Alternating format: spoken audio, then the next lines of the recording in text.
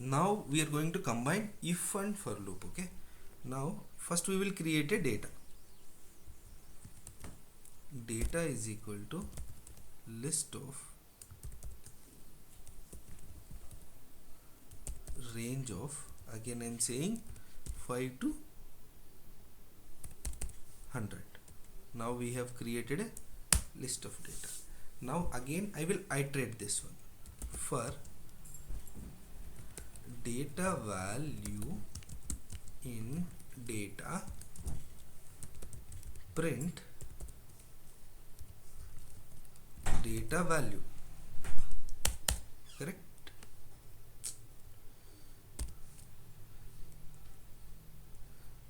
Data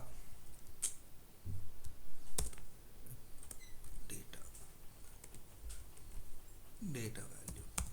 Now it is printing like this, right? Now I want in this one either a value 70 is there or not. Okay, I want to know whether the value 70 is there or not. Now what will I do here? I will put an if condition. If data value is, let's not go for that, is 10 70. Now print to me here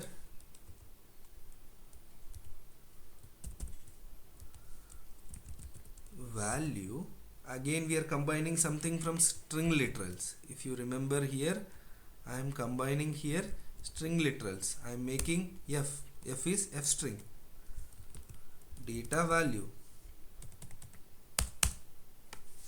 see here it have print.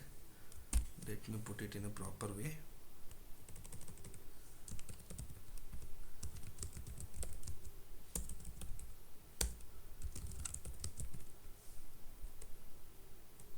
I am iterating. See, this is iterating to all the numbers, which is 90, and it is looking for a number called as 7. If this condition meets, it is coming here and it is doing, it is printing. Now let me add one more thing here. I will say after every for loop I will say print which, let me put here data value. See, it is putting the moment it comes to 70, right? The moment it comes to 70, right? It is printing the value 70. Okay, I see once, see you went in search of an item in the market. You want to buy bananas. You started searching, going to every shop. You started going to every shop. Here it is every memory location. I am going to 7 memory location, comparing, checking, no, not there, next, go, next. You are going like this continuously to all the memory locations. I mean, like you started searching in the market, you found your item, still you have to go to other you will go to other shops, no, right? You will stop there and you will get it and come back, na? But what we are doing here is additional thing, na? This is wrong. Now we don't need to go, because of it don't have brain right now. That means the intelligence is not there for that one. That's why it is going still even after it is comparing. Now we can do one more thing now here.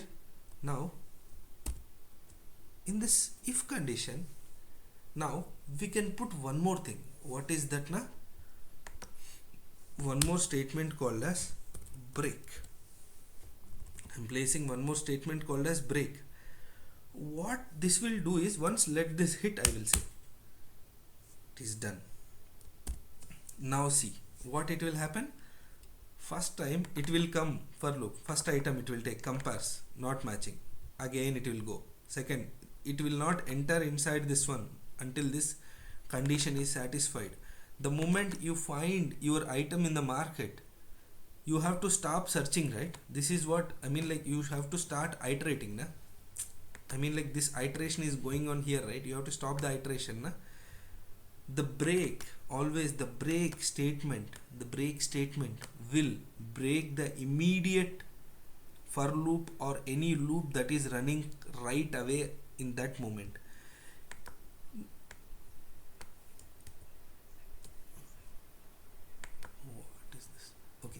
Now for this for loop, this for loop, for data value in data, it is moving on from one memory location to other memory location. Movement is going on. The traverse of the memory location from one chunk to the other chunk is going on slowly, one after the other, one after the other. The moment it is going and it is searching, data value is equal to 70. It is going and it is searching, it is going and it is searching.